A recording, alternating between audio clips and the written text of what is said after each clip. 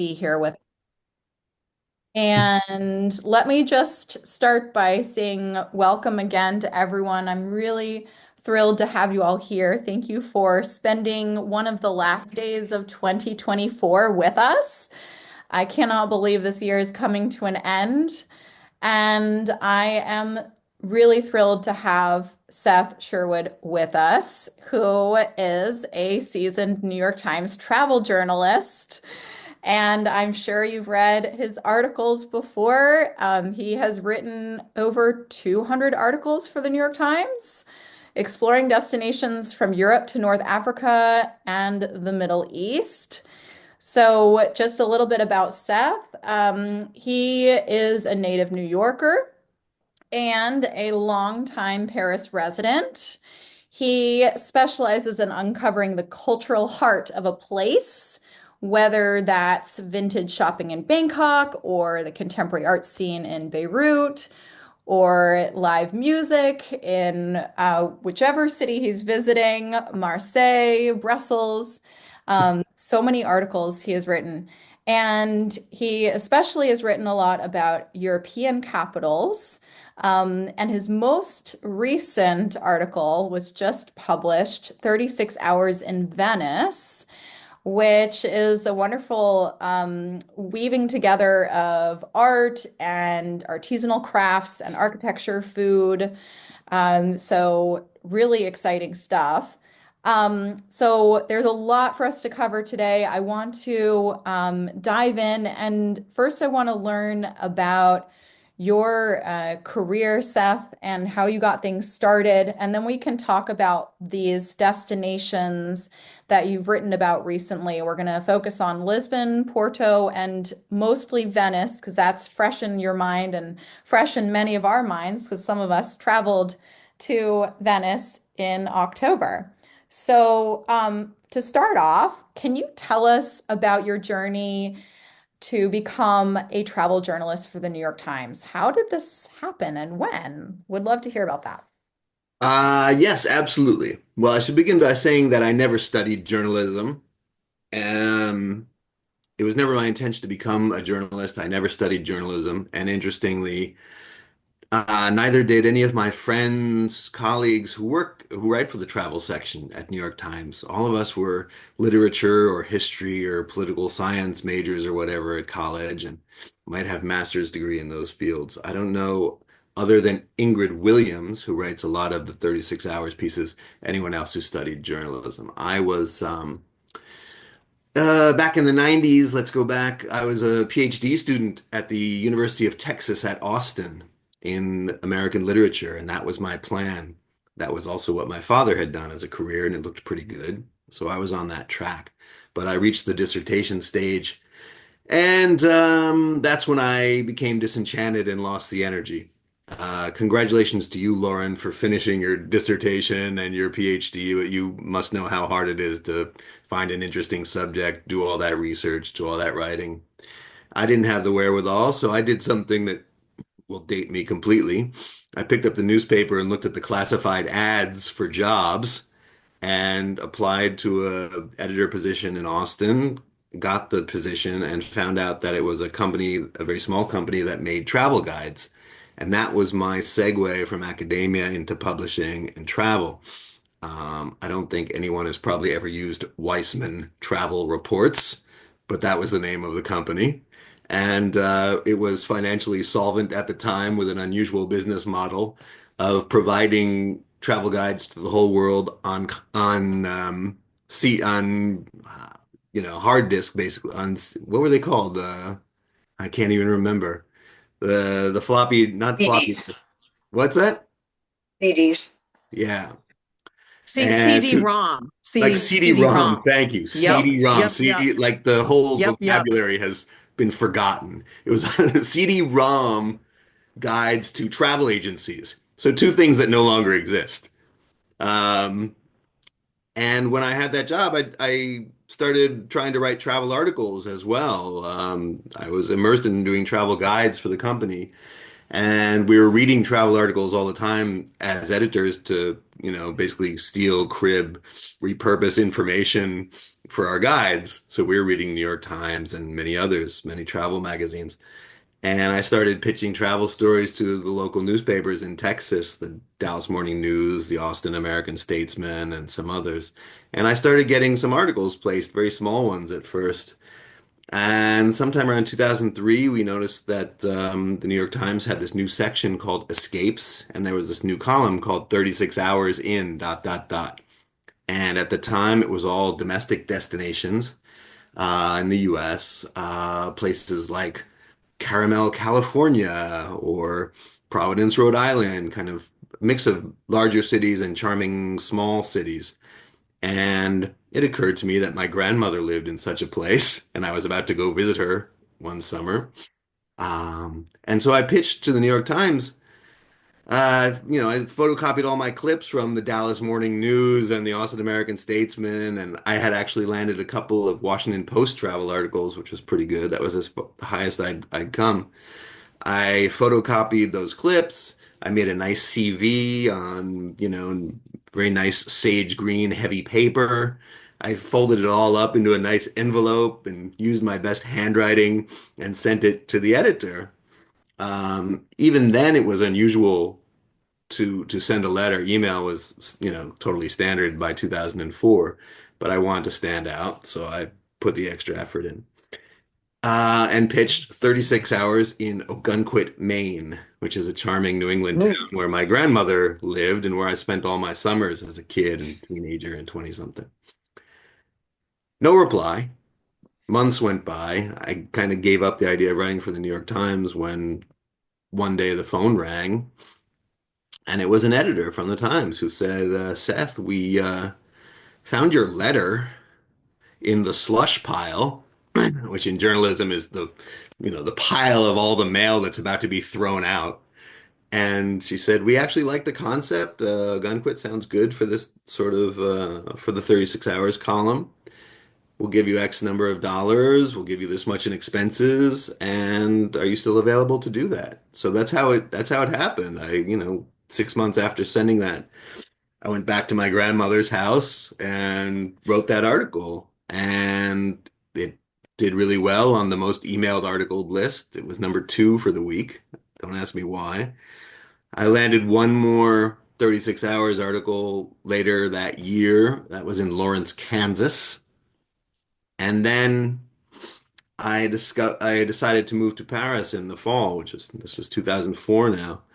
And I hadn't heard from them in months. And right before I was set to move to Paris, I was living in New York at that time. They called me again and said, "Hey, would you like to do another New England article, like New England in winter out of season?" This was November of 2004. I said I would love to. However, I'm about to move to Paris in a few days. And they said, "Oh, that's interesting because our good Paris correspondent for the travel section just moved to London. So there's kind of a vacancy there, and we might be able to use you. However, there are also several other people we're considering, and would you be maybe interested in doing a tryout article?"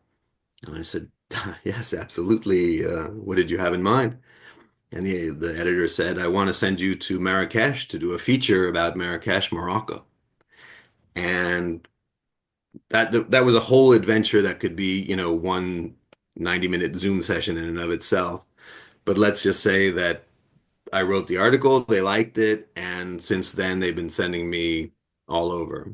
I do mostly France because I live in France, Italy because it's next door, and I also am an Italian citizen since a number of years, and Belgium because it's French speaking and has cool small cities. Switzerland, same.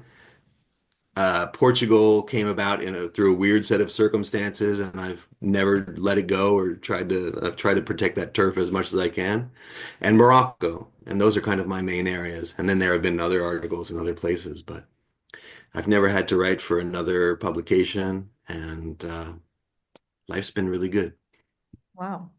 That's a fascinating story, and we'll have to do a follow-up on Morocco because I'm really curious about that.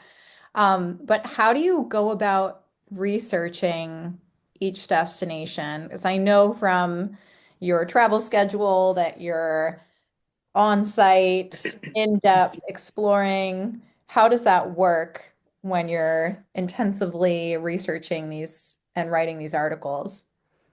Well, the research has a couple of phases. First, there's just the research you have to do to persuade the editors to green light an article. It's increasingly up to us writers to pitch them. Earlier on, 20 years ago, 15 years ago, the editors were much more hands-on about choosing the places and assigning them to a writer, and that's no longer the case. So I have to kind of have my finger on the pulse of a gazillion different places, uh, particularly new developments in those places in the countries I mentioned.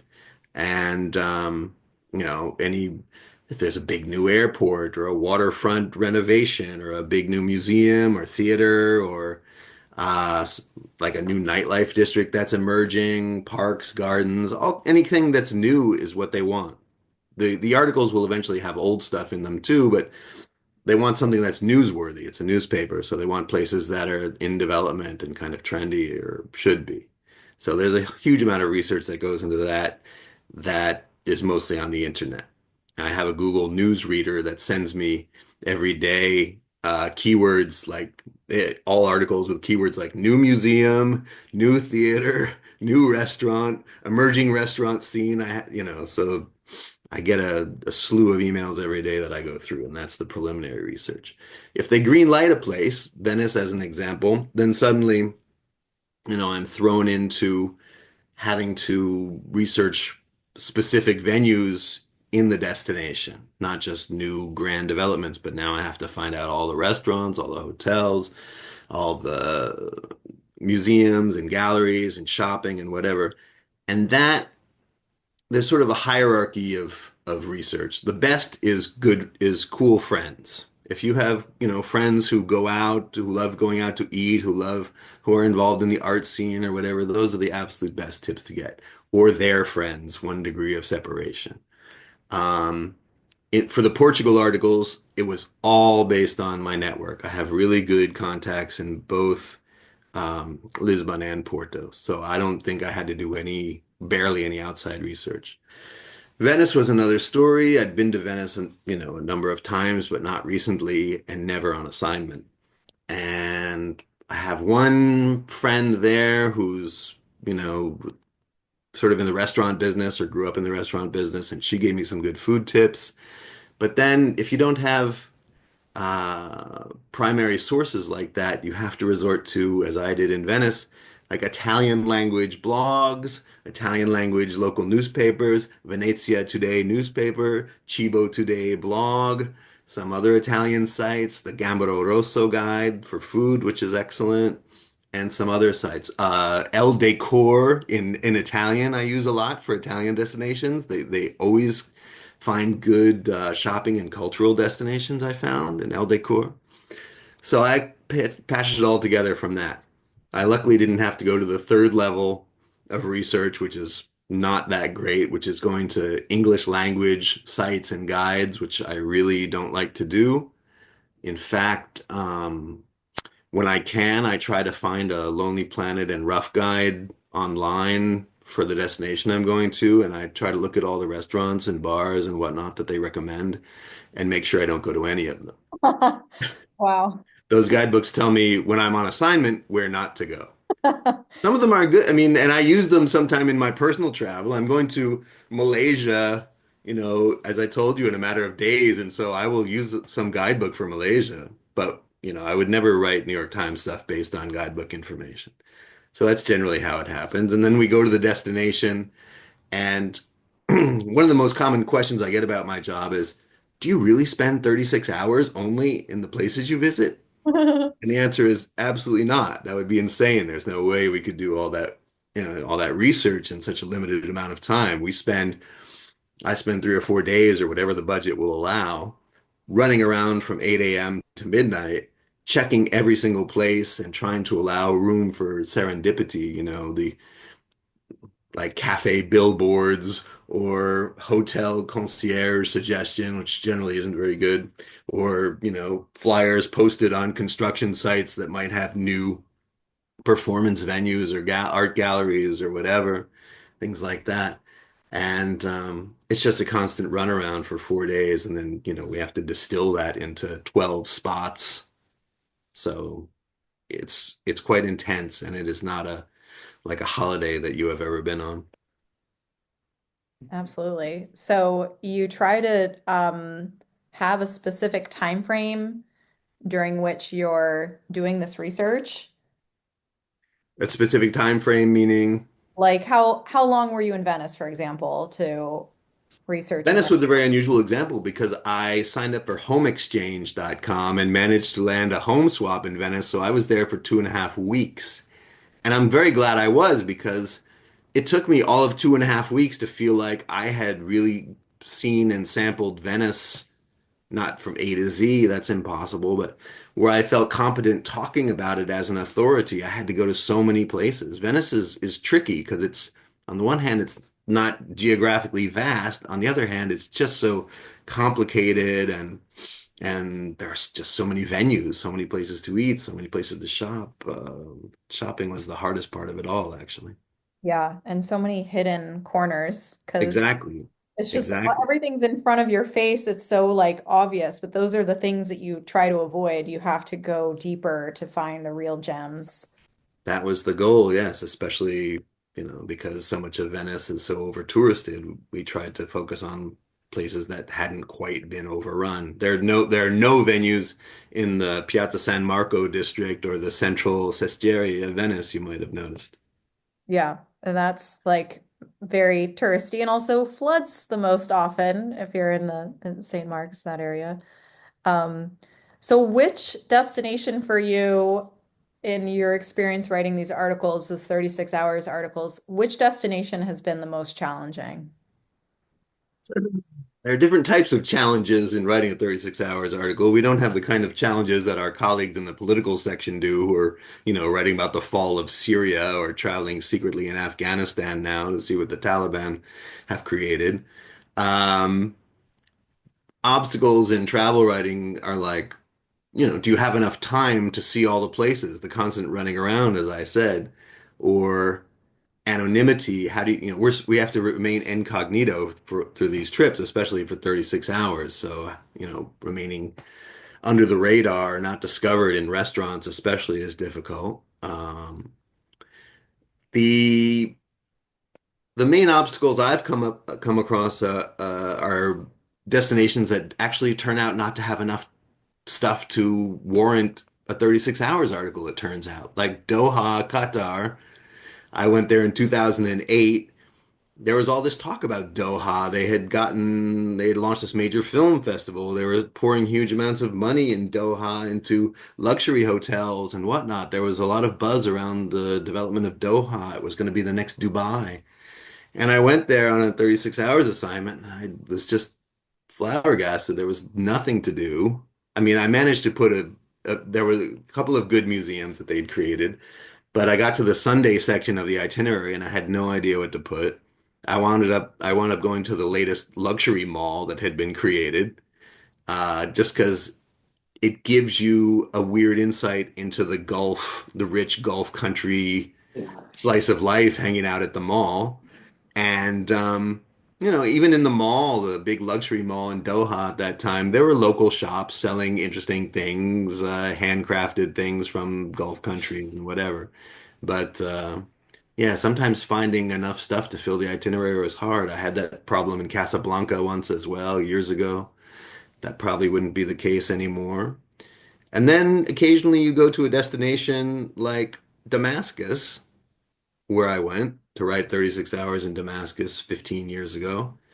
And you have the weird dilemma of being followed around by the secret police and of having to, report very discreetly and, just not blow your cover while you're there. That was a very weird experience, which is another whole set of anecdotes. But there are a couple destinations like that where you're under surveillance basically. But I'm a travel journalist and I have nothing to hide, so I wasn't terribly worried about Wow, that would be slightly terrifying. it. Syria used to be much more secure, as you might imagine. Yeah. Well, let me go ahead. I have just I have your three articles pulled up and some images to show. I thought it would be nice to walk through some of these the most recent articles. Let's see. Oopsie.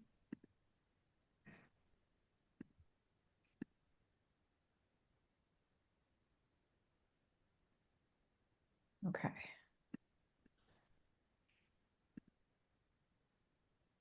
So hopefully all of you can see my screen here.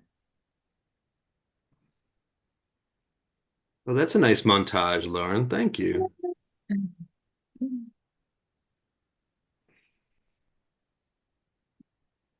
All right. So let's start with Portugal, with Lisbon and Porto. Okay. And I just thought I spent a considerable amount of time there this spring, over 2 months actually. Oh, Uh, wow.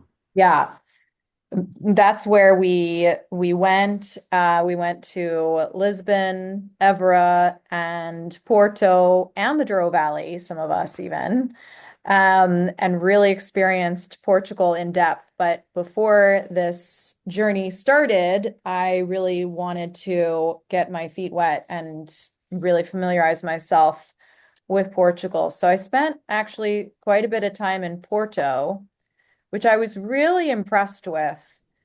As an up and coming like food scene was amazing, and just it didn't seem as overrun with the kind of tourists that are flocking to Lisbon now. But I don't want to say any more about these cities. I want to hear what you had to say about Lisbon and Porto in your article, and like the major highlights that you discovered. Okay, very good. How do you want to go about this? So I have some images in my presentation, not that many. I also have the articles that I can just pull up and scroll through. But let's see. Do we want to start with since let's see. Let's start well Whoa. some of the museums Sure. that you highlighted in your article. Well, you're looking at obviously Palacio Ajuda Museum, which is n not new at all, and that was part of the point.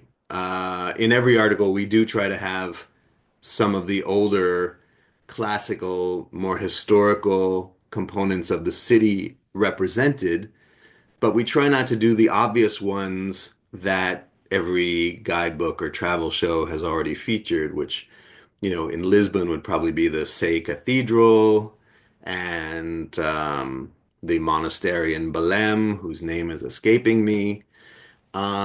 So I chose this museum, which I'd been to before, because it is utterly, at least when I've been there, untouristed. I almost never hear a footfall when I'm there. It's ridiculously opulent. It is the closest thing Portugal has to Versailles, I suppose, and yet almost totally ignored. Um, it has a kind of there's something almost melancholy about it because it's so because no one really cares about this place that much anymore. It's deeply uncool. Um, and it represents a component of Lisbon for me that is basically I could encapsulate it as faded glory. Like Lisbon is less faded than ever in 2024, but it's filled with monuments to its past as a wealthy, powerful maritime empire. So many cathedrals and churches, especially, and other monuments, and this palace, and that kind of bygone yesteryear feeling. I don't know, it's very wistful and evocative in me, and I love cities that have that. You have a bit of that maybe in Palermo or Napoli, once powerful places that were once quite wealthy and influential that have fallen to seed a bit. And for me, the palace sort of occupies that. It's beautiful and yet, of a completely another era of Portuguese history that's long gone. So I like the atmospheric, that kind of vibe. Yeah, and we visited, and what was neat is that the crown jewels have been put on display, and it really is a striking place of just complete total opulence. The whole story of Lisbon, like, is one for like Hollywood with the earthquake and tsunami that followed and the history that was literally just swept away in one wave one so it's just amazing when you see these parts of Lisbon that carry that past forward, but just yeah, really mesmerizing. Yeah, um, the Treasury is quite new. The Treasury is the newest part. It opened a few years ago. And what was appealing about covering the palace was all that it had an old component and a new component. And it's always nice to combine those. You guys went to the Treasury as well. yes. So were you one of the first like to write about that and uncover that? I don't know. I didn't look at any other travel articles about Lisbon. Um, so I don't know how quick to it we were. But again, it was fascinating because it was, at least when I was there, there were very few people there. The experience was so strange to me. I don't know if you guys had this experience as well, but I was filled with such conflicting feelings while I was there. Um, on the one hand, yes, the everything is gold and diamonds and precious stones, precious metals, precious wood, exquisite craftsmanship, utter opulence and symbols of Portugal's former power and wealth. And then you read the cards telling the provenance of these items, and you can see that all of the precious materials were rather rapaciously extracted from the former colonies of Brazil and Angola and Mozambique and East Timor. And so it's a lesson in the uglier side of colonialism at the same time that you're sort of in awe of the craftsmanship.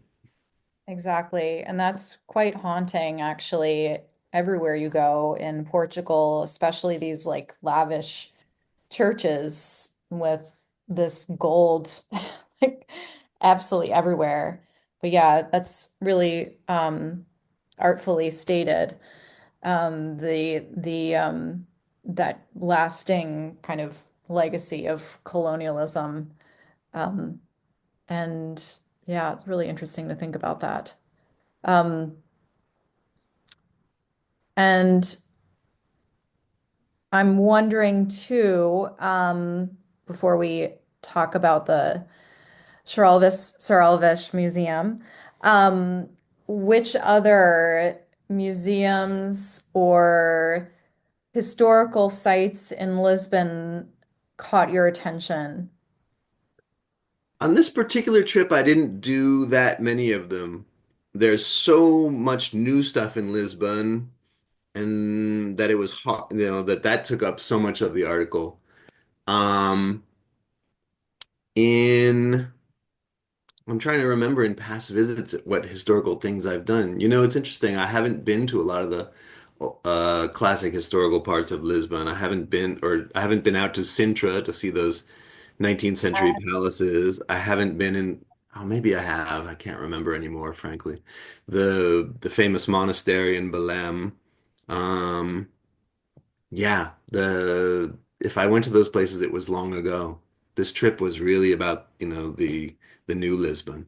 And that's really great to focus on that because honestly, what's happened very sadly with palaces, most of the sites in Sintra, is that they're so overwhelmed with tourists. Even if you're there in like the shoulder season, it's really hard to enjoy it because you're waiting in very long lines. And the Belém Monastery, when I first went to Lisbon in 2011, I was drinking Vino Verde for €2 a glass that's changed.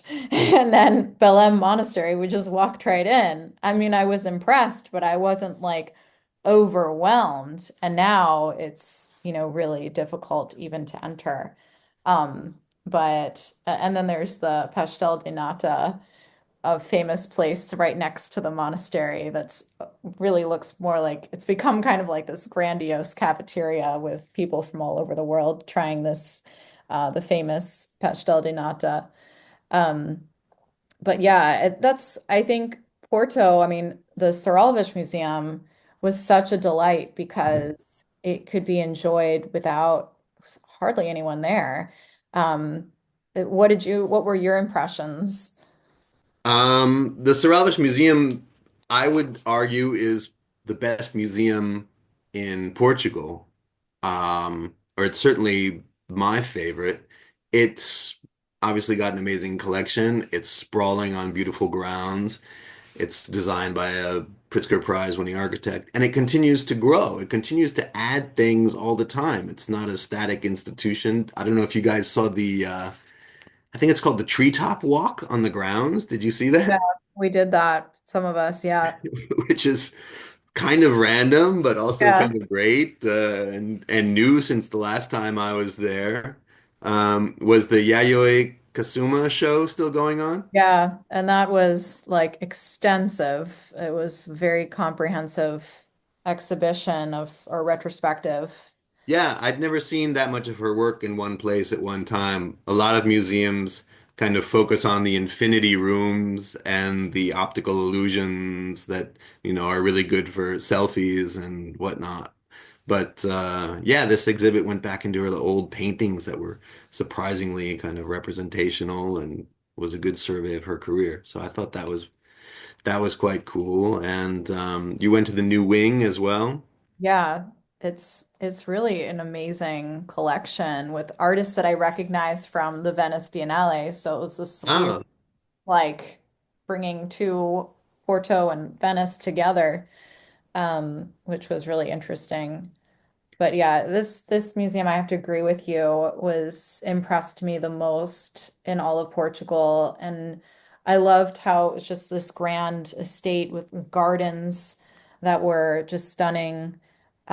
So was really nice. And to also the architecture itself of this structure, and learning the story behind this building and this Art Deco architecture that the art inside kind of reflects the skeleton. So yeah, just beautiful, beautiful museum. did you see in the new wing there was a room devoted to my favorite Portuguese artist who is Paula Higo? Oh, Is she someone that you've discovered?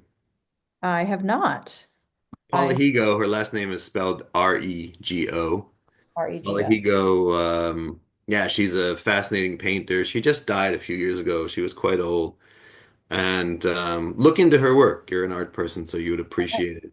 In Thank addition to having her room in the new wing of the Cervaldes Foundation, there's actually in a suburb of Lisbon, Cascais, an entire museum of her work called the you. Oh, Casa wow. das Historias, House of Histories.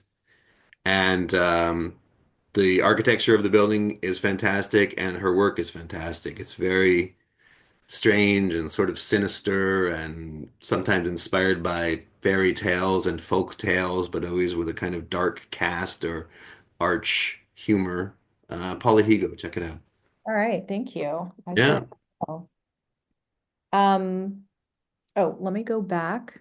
I'm struggling to do here with my cursor. Hold on.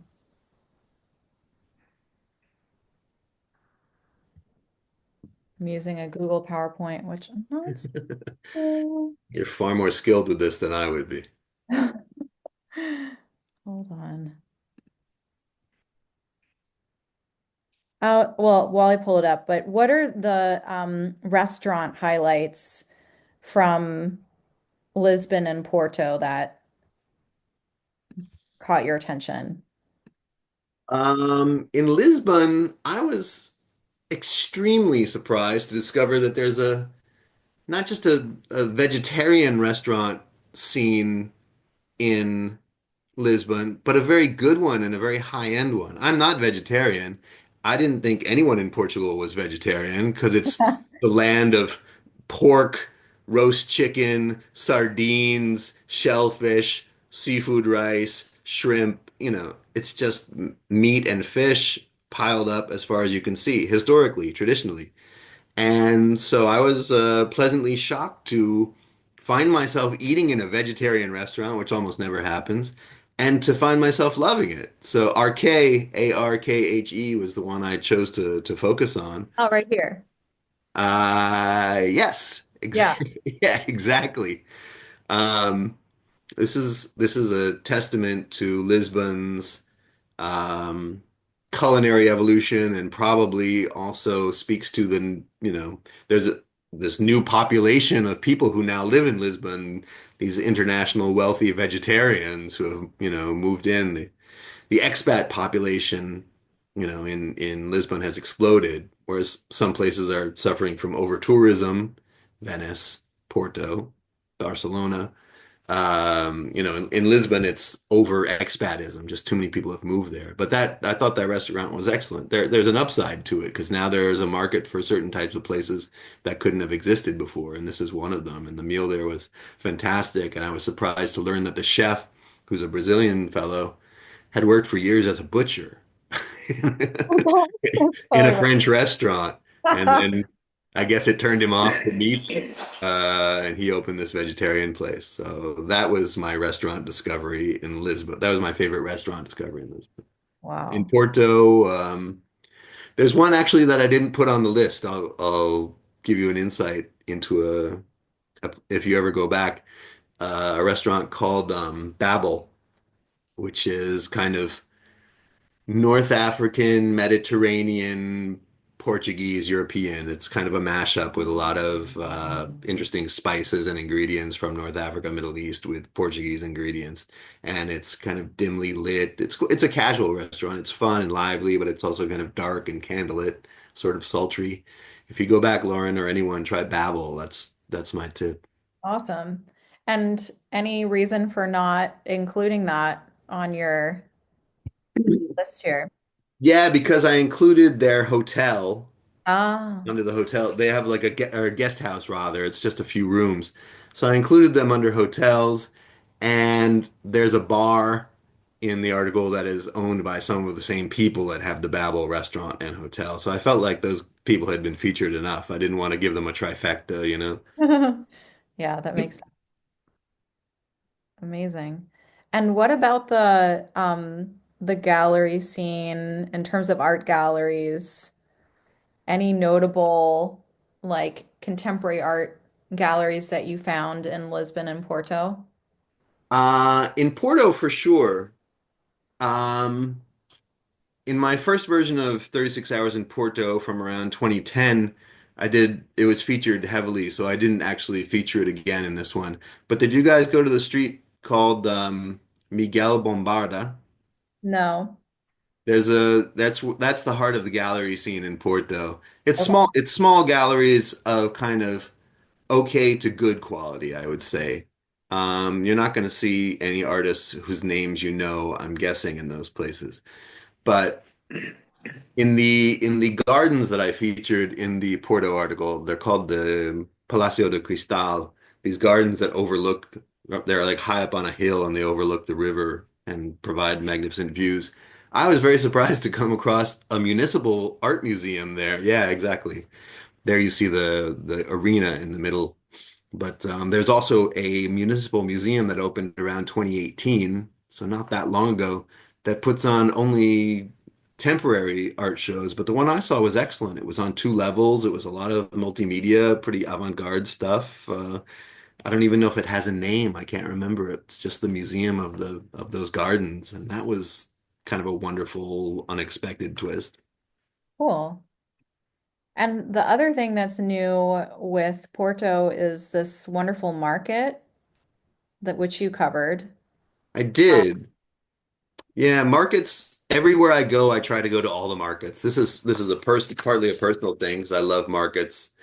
And Also, I think they're good for readers. They're interesting to readers because A, they tend to be a cheap place to eat. B, they tend to have a huge spread of regional produce and good foods of different types. So you get a big sampling for a low price. And so I always try to find the markets.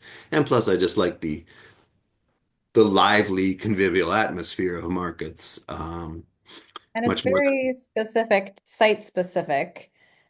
And it also, so it gives you a sense of the specific, food and terroir. And it's also very European.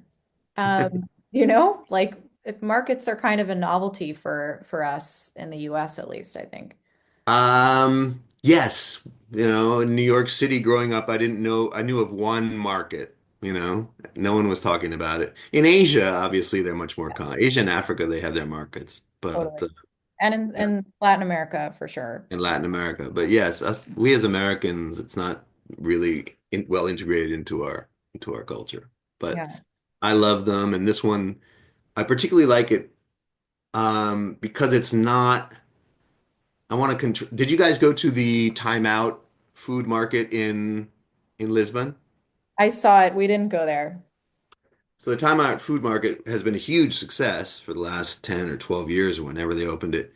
The concept is, they invited the organizers, owners invited a whole bunch of well-known chefs to create little restaurants in there. And it's fairly slick and somewhat high end and very well done and excellent dishes.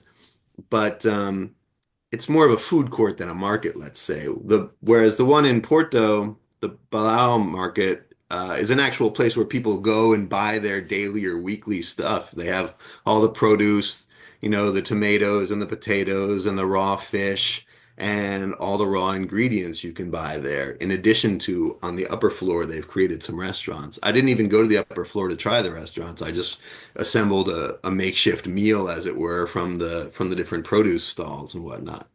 Yeah, and historically in this beautiful, glass 19th century structure, really nice that they still have that and that they've restored that. Yeah, in 2010, it was a tumble down, ramshackle place. It still had a bit of charm. You could still get like a funny little, shrimp sandwich there. And I think I even put it in the 2010 version, but it's like night and day. They've really, kind of symbolic of what has happened to Porto more broadly. That's cool. So I'm going to go back and read the 2010 article because like to see that versus what you've written this year, it's really come a long way. And Haven't, then yeah, I haven't read that one in a while. You'll have to tell me if it stands the test of time. And this is Venice, and I will just point out that we are looking at the most beautiful hospital in the world, at least that I've ever been to. And someone in this on this Zoom call has also been to this hospital As a patient?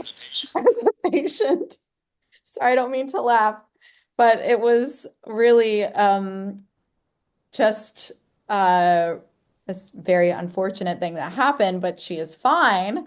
But a stunning hospital and very, very friendly nurses and staff. So sorry if I'm bringing up bad memories for you know who you are, but I just wanted to point out like, oh, there's the hospital.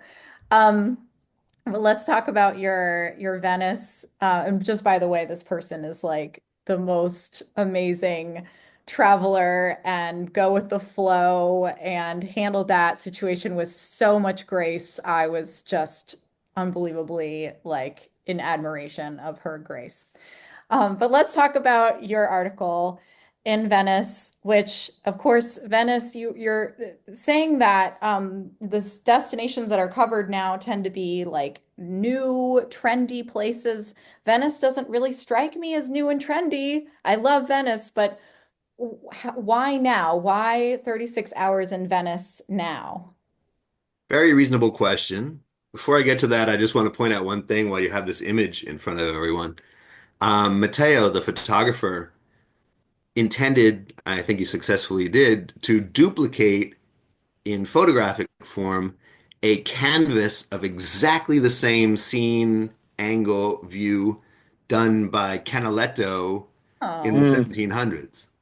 wow. So there is a Canaletto painting that is exactly this angle of this square, Santo Giovanni e San Paolo, and but done in oil paint by the master a long time ago. So he wanted to recreate that, but with his camera, Wow, that's as an amazing. interesting note. Why Venice? Why now? Um, the short answer is because we hadn't covered Venice in 10 years. The last time we did 36 Hours in Venice was in 2014. Ingrid Williams, my friend and rival, got that assignment and I think did a very good job on it. But 10 years is a long time to go between 36 hours articles for a major city and tourism destination like Venice.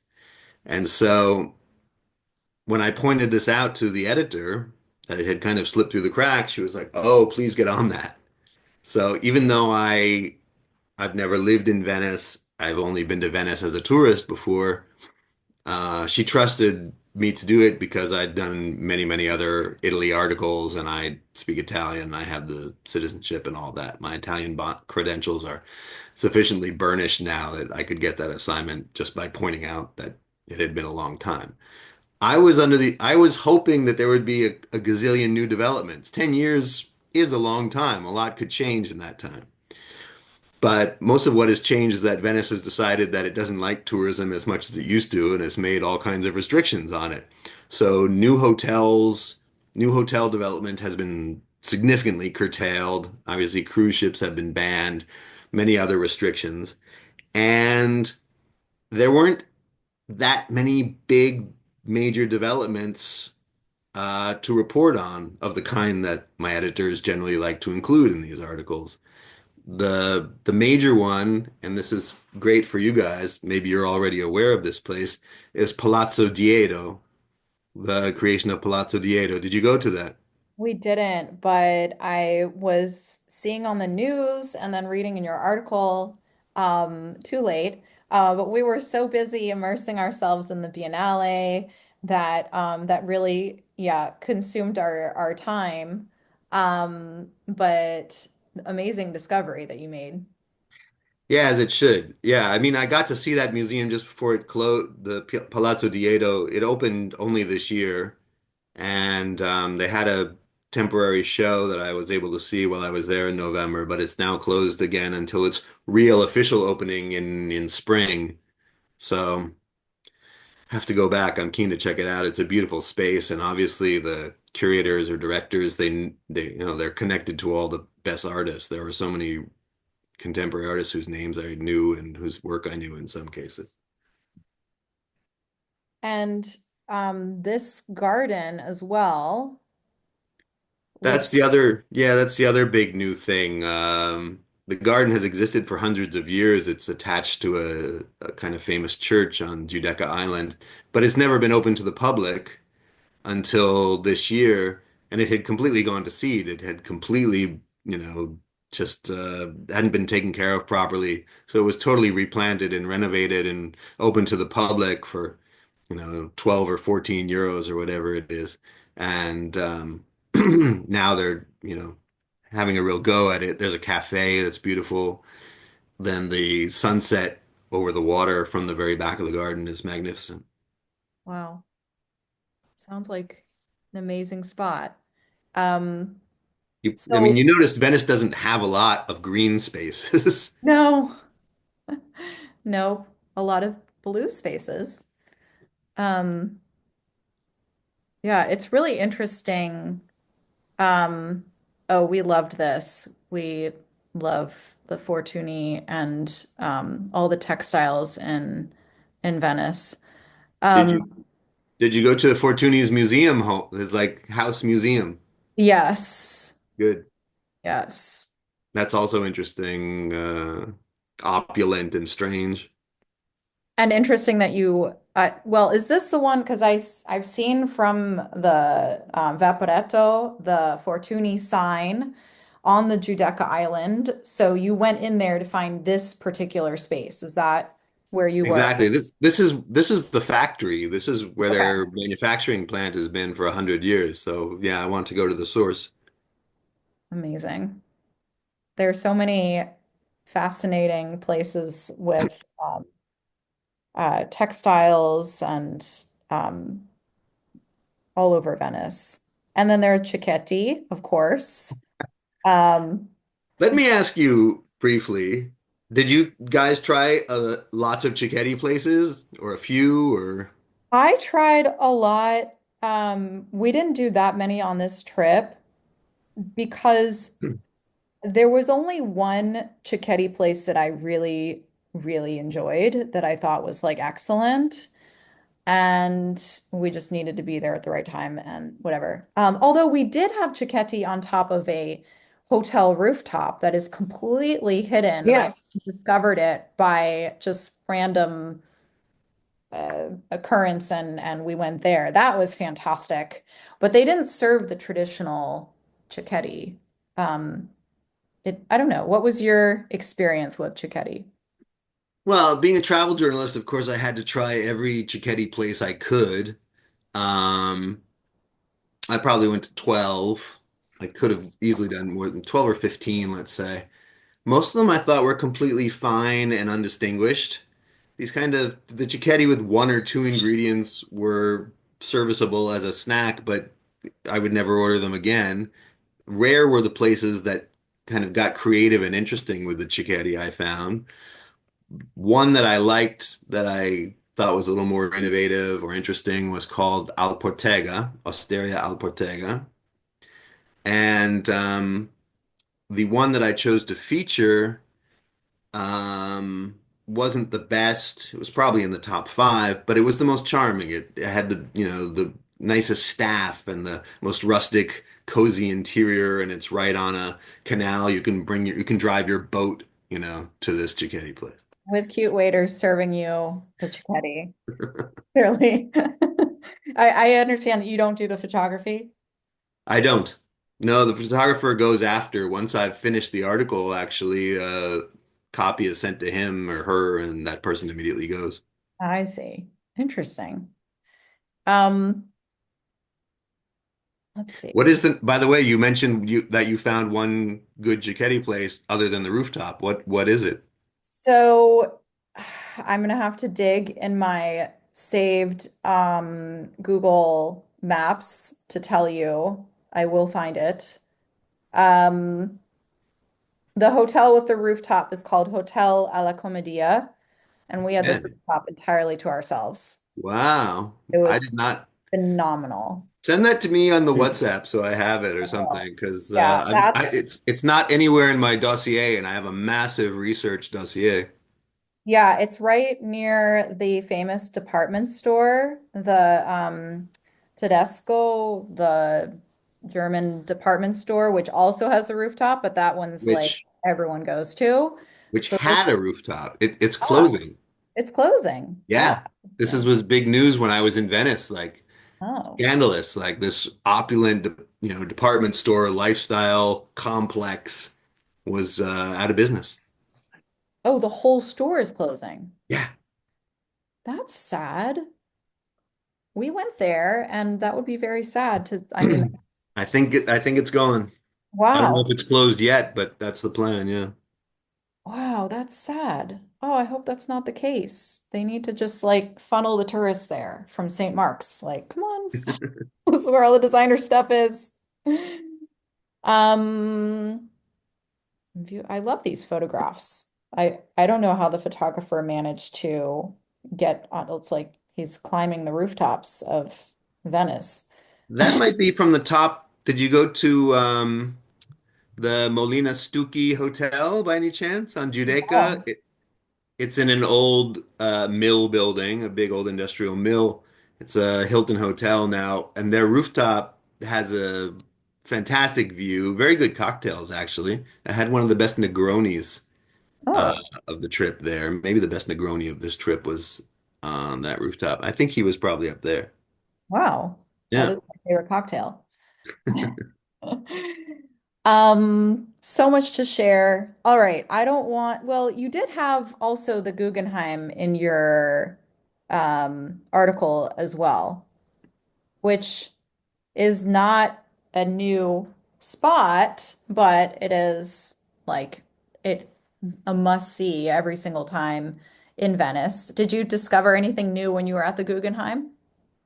Um, I would love to say that I did, but no, I put the Guggenheim in there because I knew if it wasn't mentioned anywhere in the article, that the comments section of the article would be filled with people pillorying me and burning me in effigy in textual form.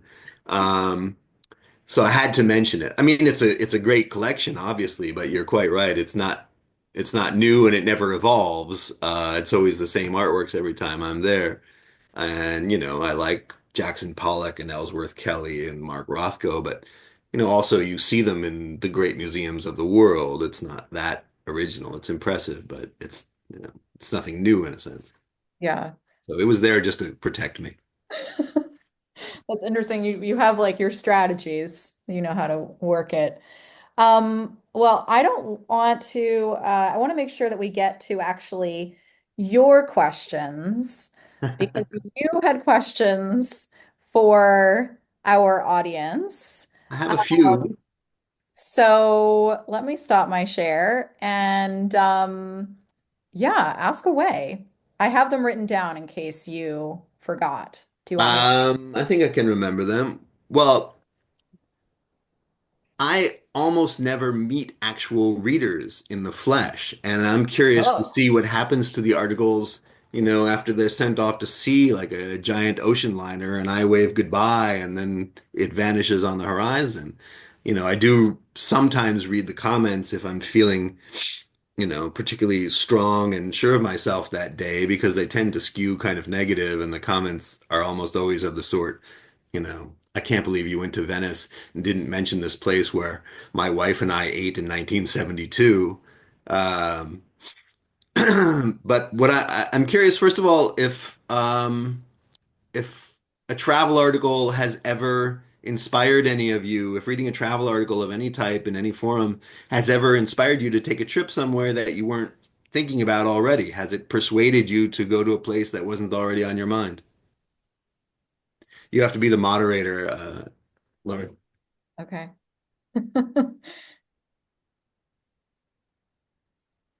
Who would like to answer? Hi, I'm Jill. Hi, Jill. I am so excited to see Lauren and all of her great friends, Art with Friends. And it is so wonderful to get to hear your insights on your travel articles. I am a fan and I've read every single one of these articles. Thank you. Um, and you have inspired us to think about visiting Portugal. What advice would you give us? Like, how much time should we spend there? What other things should we try to do? And I'll tell you, your articles, the 36 hours, I always think I need to cram everything in and go at the pace that you go. I don't know that I could do that. While we're on that subject, I'll tell you my thoughts about traveling in Portugal in a sec. But in using these articles, or have you ever actually used the itinerary while you're on site? I've tried and I can't keep up with you, Seth. This is one of the things I always wonder, like, do readers actually try to do Friday, Saturday, Sunday in the order that we suggest at the time that we suggest? My sense is that most readers probably don't. They sort of mix and match at their own pace, but I've wondered if anyone has ever actually tried to do Monday to Sunday in order. I've yet to meet someone who does, and I'm not sad if you don't. It kind of sounds like it's designed for the New Yorker who wants to take like a long weekend and is gonna like do the red eye flight and land and just tackle everything and then head back to work and be in the office like on Tuesday. I mean, that was the original premise of the 36 hours section. As I said, it used to be in the section of the paper that was called Escapes, which was how to spend a weekend, somewhere in the US, a quick whirlwind weekend. And it became international, and it became international. It took off in terms of popularity and became a series of books and whatnot. So About traveling in Portugal, here's the scandalous fact. I've been many times to Porto, I've been many times to Lisbon. And beyond that, my knowledge is kind of scarce. I've been to the Algarve in the south a couple of times to do a big, more narrative article on the Algarve. And I went one time for one night to Évora, where you guys went to see the Bone Cathedral or Bone Chapel. And beyond that, I haven't explored Portugal nearly as much as I like. I've flown in and out of that country probably, 20 times, but the same destinations over and over again. So, you need at least, I would say, 3 or 4 days for Lisbon, at least 2 nights in Porto as a minimum. And then Lauren, you spent months there and traveled more than I did, I think. What do you think? What's your Yeah, opinion I of this? think it's really nice to get into the countryside. Evora is certainly worth exploring. It is so full of exquisite restaurants. Is it? It's amazing. And it's Alentejo, it's just got phenomenal food. And then, I mean, went and visited this olive grove. It was fantastic with an olive tree that was, what was it, 2,000 years old. And then the Douro Valley has become really popular, but it's so worth it's one of the most stunning places I've ever been in all of Europe. But Jill, I can connect you with two people who would be able to answer your question really well. Daniela, who is a Portugal expert and writes for Foders. And yeah, I should connect you with her too, Seth. Um, Thanks so much, both of yeah, you. yeah, sure. Absolutely. Lauren, Yes. and Seth, I love looking at your articles because if I'm thinking about somewhere to go, it just gives me inspiration. It just like it really, really does a place that I've never thought of going and the highlights, which really makes it easier when planning a trip. So I really do enjoy them. And what are your ones for 2025? Do you have? Ah, Can you tell us? I don't know a lot yet. Oh, really? My only assignment so far for 2025 is to go to Istanbul. Mm. But it's not for 36 hours in Istanbul. Istanbul has been having like a surge of new, splashy, ambitious museums are sprouting up all over Istanbul, have been for about 4 years now. So I'm going to go and write an article about the kind of six big new, interesting new museums in Istanbul. But where would you like to go if you had your choice? Oh man, this is going to sound funny, but I have a good reason. I want to go to Abu Dhabi in the United Arab Emirates. And I want to go to Abu Dhabi because a few years ago they opened the Louvre Museum there. Oh, And this wow. year in 2025, they're finally, after 20 years in the works, they're opening the Guggenheim Oh, Abu fabulous. Dhabi, designed by Frank Gehry. And these museums are both part of a very big, very ambitious cultural district in Abu Dhabi that already has a number of other museums and galleries. And is going to open also in 2025 a big natural history museum Hmm. designed by a kind of innovative Japanese architecture museum firm. And so that should be kind of innovative. So I'm keen to go to Abu Dhabi to see this cultural ferment there. And I'm keen to go to, for completely different reasons, a place that I bet no one has ever heard of in Italy called Paestum. Mm-mm. Has anyone been to Paestum? Where is it near? When I've heard of it. Paestum is not really near anything. It's south. It's the nearest big city, let's say, is Napoli, but Napoli's not super close. But this past year in summer of 2024, there's a new airport in Salerno. So now you Ah, can fly quite close to Paestum pretty easily. There's this new, kind of ambitious new airport. So Paestum is suddenly accessible. And what you find when you get there are the best Greek ruins in all of Italy. that's interesting. One often forgets that the Greeks built things in Italy. And in addition to that, apparently an excellent emerging food scene. I have a very good Italian food journalist friend, and she put me onto this. She wrote an article about it this year, and she said, yeah, do a food story about Paestum. A lot of good restaurants in this little, archaeologically significant and otherwise insignificant town. And actually, it's also famous for mozzarella. Like there are a Oh, lot of right. excellent mozzarella dairies there. So, Oh, that's exciting. I just have one quick question. I'm sorry, I don't mean to yeah, overtake, but when they're, I guess in Europe, for example, when someone gives them the award, whoever, I remember one year it was Matera, and I think Eva got that. yeah. Does that really make you feel like you have to do it 36 hours in that country, that town, because it's such I don't know, is it a big award or it seems like it'd be a big award? I think if I'm not mistaken, you're talking about the European cultural capital Yes, for the yes. year. Uh-huh. Yeah, I mean, it's significant. It gives a lot of I can't remember what organization does it. Is it UNESCO? It's a major Yeah, what it's international pretty, yeah, organization, and it gives a decent amount of money to those cities so right. they can develop more tourism infrastructure, host exhibitions and performances and whatnot. So it's definitely significant for those cities. Yeah. Um, as a point of fact, I don't think we did any stories on Avera or Matera Matera, when they got, okay, in the years that they got they them, got them. but it's something I pay attention to, and rather than leading to a 36 hours story, it sometimes leads to a small 150 word mention in the big annual issue called 52 Places to Go for Oh, right. That's great. 25, 2024, or whatever. If the place is European cultural capital, it might wind up in that special issue. Yeah. And I'm glad it's not called 52 Places Before You Die, because it always like is a turnoff. Whenever I see that book, I'm like, I'm never going to buy that as a gift. It's like just so depressing to me. Yeah, I once met the woman who publishes it, who writes it. She Bad has title, in my opinion. like 10,000. I think it's 10,000 or Thousand something. Before You Die. Okay, but Yeah, still a bad title. exactly. Well, Exactly. thank you. I didn't mean to ask you a million questions, but thank you. No worries.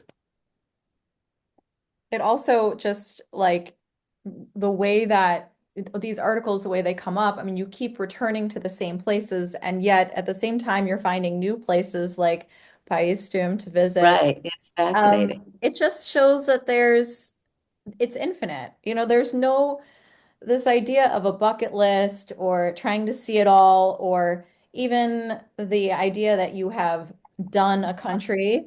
Yeah, It's don't ever say that. you have to return again and again and again. There's always more to see. There's always more to discover in these places. So it's really infinite. Um, did I just wanted to mention in answer to your question, Seth. I use that 36 hours. It doesn't, sometimes it provokes me to look at something that I've never thought about.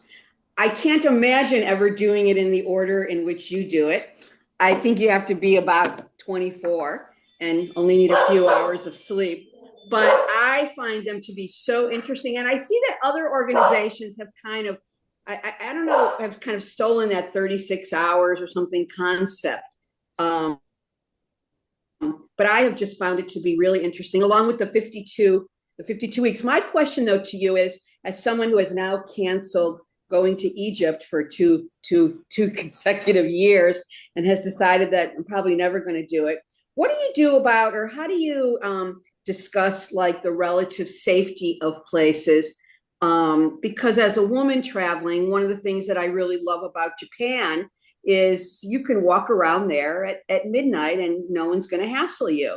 But I'm just curious whether you guys ever bring that in or not, other than the shoplifting kind of stuff. But in this day and age, there's bigger problems than shoplifting. You're talking about the safety angle on destinations? Yeah. Well, the editors are quite conservative and play it much more on the safe side. They're risk averse.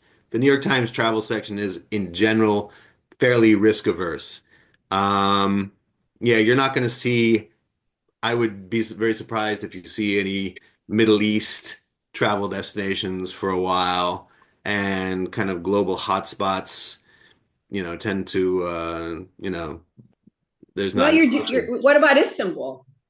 Well, Istanbul is fine. Istanbul, there's no political situation in Turkey these days. There's no safety Yeah, yeah. situation in Istanbul. When I was in Istanbul a month ago, and there were plenty of tourists, and it felt completely fine.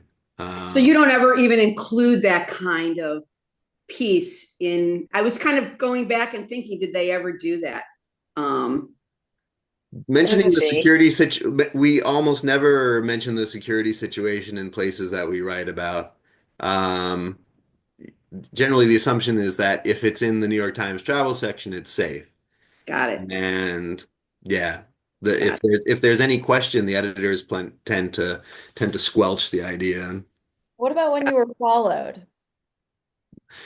Well, yeah, that was Syria is a very, Syria was an interesting ball game. It's a very different place suddenly than the Syria I saw. Yeah. But first of all, I never saw the people following me. I was just told before I went by Reporters Without Borders that if they're onto you as a journalist, you'll be followed, they'll search your hotel room, blah, blah, blah. Innocently, you probably won't get in any trouble, but they're just making sure. Um, so But so much of it has been destroyed, so much of it has been destroyed. That's the real I problem. was lucky to see it between 2007, 2010 were my Mm. Syria years, if you will. Mm. And Mm. Mm. so if there's the one benefit of a total police state, military state, army deployed and secret police deployed everywhere, is that for travelers, those places are actually quite safe. For locals, not so much. But you could travel, and I didn't feel unsafe ever in Syria at that time, strangely. Hmm. But my question to you now is there, if you want to travel and there's no warning from the State Department, can we truly say that any place is safe? So it's like you would almost have to continue to function like you're producing those recommendations on what you would want to do, and then see what your personal preference is. Because I find that I tended not to be a person who was in the past concerned about personal safety. But now I think I'm a little bit more cued in to what's happening around the world. But I still am going to venture forward. I'm glad you say that. I'm glad you bring up the Yeah. State Department in particular, and I'll tell you why. The State Department, of course, keeps a ongoing monitoring of threat levels in different countries. And, you can sign up if you're planning to go to certain destinations, you can sign up for automated regular alerts and updates about those destinations. Um, the State Department is super, super, super conservative and super risk averse and highly cautious in its evaluations of security situations in different cities and countries. If there's no State Department word on a place, I bet it's safe.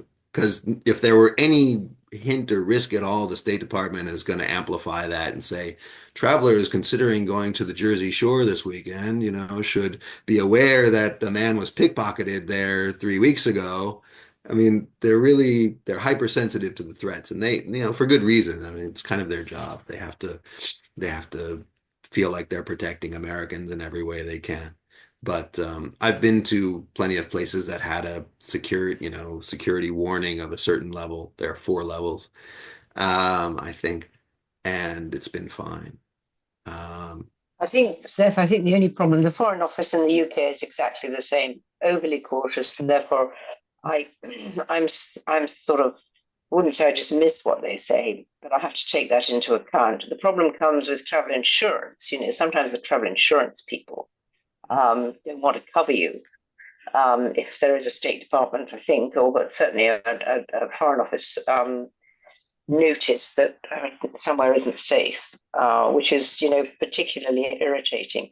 There are also other businesses, I can't remember any of them now, but there are businesses which give you travel alerts, Mhm. which, where they form their own view.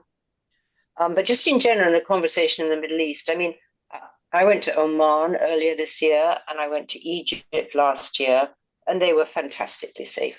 I mean, they really were. I didn't feel at all threatened other than by crowds, because Cairo is obviously so incredibly busy. But I felt they had remained very, very welcoming of tourists, and I didn't see any evidence of violence. There are, if I may say so, there are some people who say in Europe that, even the United States is getting quite risky to travel to. So, one has to sort of look at one's starting position. Yeah, fair enough. I'm glad that you went to Oman because Yeah, that's a great hidden gem a of the hidden Arab gem, world of the Middle East. completely Yeah. isolated from the political situation that's going on there. And, the current sultan there is building, he's even built an opera house where European opera companies go and stage operas. I mean, I don't know how well occupied this opera house is, but it's a very interesting country Yeah. and Yeah. built for tourism, actually. Yeah. I'm very keen to go back. I've spent about 24 hours in Oman years ago, Mm, and just the coastal part of the mm, capital, Muscat, was so beautiful. I want to go back. mm, Mm. mm. So there's an idea for our next 36 hours. Yeah. Yeah, Muscat, yeah. yes. Hopefully there's Yeah. enough going on. Finding places that can sustain a 36 hours is actually not as easy as you think. I get a lot of people suggesting places to me that I know would never work. Oman, I bet the capital of Oman would work, but so the other day, a friend of mine was saying she was going to Brittany, coastal France for the holidays. And she was Mm, telling me about this little village where she was going. Oh, there's this great restaurant. The beach is wonderful. Oh, you should do a 36 hours about that place. And, mhm, population of it is like, 1,100 people. It couldn't sustain probably 6 hours. Uh, mm. so Seth, I have a quick question. How about if you just don't like the food of that country or you don't like to shop? I mean, like, what do you do? You what, know what I mean? Like, that's not an Mm. easy thing to get around to recommend something if you really don't like the food or if you're not a shopper. that's never happened to me. I like the Oh, food of good. I like That's the why you've food of done every really well. country. And I like certain types of shopping, particularly markets and Okay, good. local design, local fashion, anything kind of creative and local, I try to find in Well, that. that's why you're good at your job. Okay, good. Hopefully. Yeah. Shopping is actually, a lot of people don't know this, but this is the hardest part of many of these 36 hours articles. Oh, In Venice, you haven't this is met the our bane group. of my existence. I don't know what your Why? experience of Venice was, Why? Why but is it so we find it very easy. Why do you find it so Yeah, we find it. difficult? We have no, we actually, Lauren You need to doesn't ask, like how easy we find it. you need to ask the group for shopping tips for any Yeah. European city. Ask us. The ladies will tell you. I just Yes. felt We like all I never have saw, enough yeah. time. Lots of opera masks. That's all I can remember. Opera masks. Oh, no, no, no. There are other hidden things. Yeah. Okay. I I don't hope think I found anyone bought. I found a couple Yeah. places. I hope they were Glasses. There's a cute guy that sells glasses. Very nice guy, very handsome. There's some other things we found. Some shit. Don't worry. all right. Next version. And then there's I've got a places question. that you. Oh, sorry, Jill, you wanted to ask something? Just quickly, one of the things I like to do is plan travel around art exhibitions. And this year, my husband and I were in London to see the John Singer Sargent I exhibition saw that. and the That was Angelica great. Kaufman, and they were just fabulous. What sources do you use, Seth, to make sure that you're aware of those really exciting art exhibitions? I don't follow art exhibitions as closely as I would like to. In the past, for the 36 hours articles, we haven't mentioned specific exhibitions or festivals, whatever, as a reason to go to a place because they're ephemeral and you read the piece a year later and you're like, why is this Mhm. exhibition from a year ago or 2 years ago or 5 years ago in the lead of this article? We try to keep them more evergreen by not mentioning, transitory events. Um, that said, if there's a big ongoing event like a biennale, that's sometimes gets mentioned as a reason to go to a place. Before everyone logged on, I was telling Lauren that I'm going to Bangkok in a matter of days, and we'll visit the Bangkok Biennale, which is going on until sometime in February. So, if I were doing a 36 hours in Bangkok, I would probably try to mention that. But Cool. I don't have a place where I follow exhibitions. What do you use to follow exhibitions in the world? What is I your do source? like the Google alerts. I also I'm on Instagram and just follow a lot of museums that interest me. What about you, Yeah, lady? What do you do to keep track yeah, of new and exciting? same sort of thing. Yeah, mutual art maybe sometimes. Yeah. Hyperallergic is really good for art events Yes. and art history articles. I don't know if you follow them. They have a great newsletter. Um, and then, Seth, I'm really interested in the minutes remaining. I want to know about when you don't disclose a site because you don't want to, you kind of gauge the kind of negative impact that tourism might have if you bring too much attention to a hidden gem. So, what are those places that you don't reveal in your articles? There are some for every single article. My friends beg me for them, and they tend to be small, discreet places that can't handle a large crowd, basically, um, or places where the vibe is just kind of. It's very particular, like it would only appeal to a certain type of clientele with very specific interests or tastes and wouldn't have the broader based appeal that many of the individual venues in the 36 hours have. We try to find places, not just for young, old, rich, or poor, or whatever. We try to have multiple, we try to include multiple price points and we try to include places that are, larger and can handle it in terms of restaurants and bars and whatnot. I'll tell you a funny story. I was in Rome a couple of years ago or 3 years ago maybe, and I wasn't writing 36 hours, but I was writing a Times article about new developments in Rome, food, dining, culture, whatever, places that opened during the pandemic in spite of the pandemic. And there was just such a place that I went to where I really debated whether I should include it or not. It was a little wine bar with really good food, but quite small and quite niche in Trastevere. And in the end, I decided to include it. I thought, well, the owner seemed like a super nice guy. Um, he'll benefit from the business, and it's a good place. I'm happy sending anyone there because the quality is good, even though the place is quite small. I went incognito, of course, as one does. And as it happened a year later, the summer later, a friend of mine who I hadn't seen in 30 years, a college roommate of mine, was in Rome with his family. So I flew to Rome from Paris just to hang out with him for a couple of nights. And they were staying in Trastevere and they were staying near this wine bar. And I went with my friend um, so we could catch up. And we're sitting there and he's asking me how I know about this bar. And I told him, oh, I put it in the New York Times a year ago. I came in here discreetly, thought it was good and mentioned it. I gave it, 3 sentences or something, not even a big write-up. And so the owner comes over. I recognize the guy as the owner and starts taking our order. And my friend, I hate when people do this. It doesn't happen very often, but he says, the owner, hey, did you see that New York Times article about the Maybe place? And I'm just 5 minutes. kind of looking down, trying not to make eye contact with anyone, trying to be Is discreet. that okay? And the owner says, what? And my friend repeats, oh, yeah, I saw this place in the New York Times. Did you see that article? And the owner, who's like a 40-year-old, kind of shaved head, cool kid, self-styled natural wine guru, if I can peg him like that, um, flips out, goes ballistically angry. And he's saying to my friend, I can't believe that guy from New York Times, whoever he is, put me in his article. It's the worst thing that ever happened to this bar. Now so many people are coming who don't understand my concept. They don't get what I'm doing here. And he was so angry and so condescending towards the tourist travelers that had showed up in the wake of this.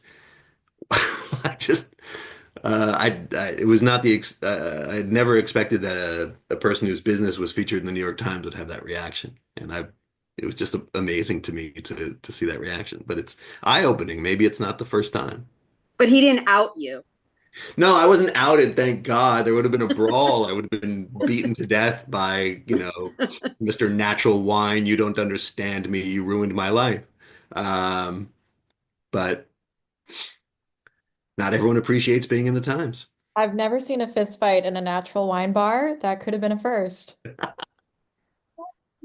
Yeah, they tend to be pretty gentle, harmless places. A lot of kind of sensitive new age, like new, modern type of people who don't fight each other. But this guy was ready to kill someone, and we finished our meal and politely thanked him and left. And I'll never ever go back. Wow. By the way, if you want to go, it's called Antidoto. It's in Trastevere. It's a lovely place. Good wine, good Wait, food. what's it called? I'm going to be there next month. Antidoto, like antidote, antidoto. Got it. Okay. Then, yeah, go there and tell them you saw it in the New York Times and just Wait tell till me, you read it. let Lauren know what happens and she can relate to me. Better just pull up the New York Times, like bring the newspaper with you. Read it in there. Wow, that's a crazy story. But there have been so many more positive experiences. I guess that's like a rare example where you've encountered someone who had such a negative reaction. But here you've been surrounded by a group of people who have been avidly reading your articles, and you have been inspiring us to travel. And now we get to, to actually, well, to get to know you better and to hear what goes into all of this and to learn your story about just how long you've been doing this and how it evolved from domestic 36 hours to international 36 hours. For a New Yorker, anything's possible. You can certainly get on that plane and see, Lisbon in 36 hours and come right back. But just it's been really fascinating to hear about your experiences. And I can't wait to hear about Paestum. I'd love to go with you. I did see that there's a town near Paestum called Laura. So it's calling my name literally. But yes, we would love to have you back and learn more about your travels and hear about all that's going on in the world of travel. This has just absolutely been fascinating. And I know we just scratched the surface here today, like literally just a teeny bit. No, Thank it's you been a so pleasure. much. Thanks for the invitation. Yeah, happy and a healthy new year. Thank you to all of you as well. And if you discover or have any great places to plug, send them to Lauren and she'll forward them to me. Oh, that's I'm always great. I'm always looking for new destinations. Oman, I'm particularly curious about, and Egypt as well. That's one of my dream trips that I've never done. So anyway, yeah. Take care, guys. It was really nice chatting Okay, with you. Thanks for safe the travels. thoughtful questions Thank you. and Thank you. Thank everything you else. for all that you've inspired us to visit and travel. Thank you. Okay, my pleasure. I'm going to sign out. Thanks, Lauren. Thank you again, Au Lauren. revoir. I'll talk to you soon.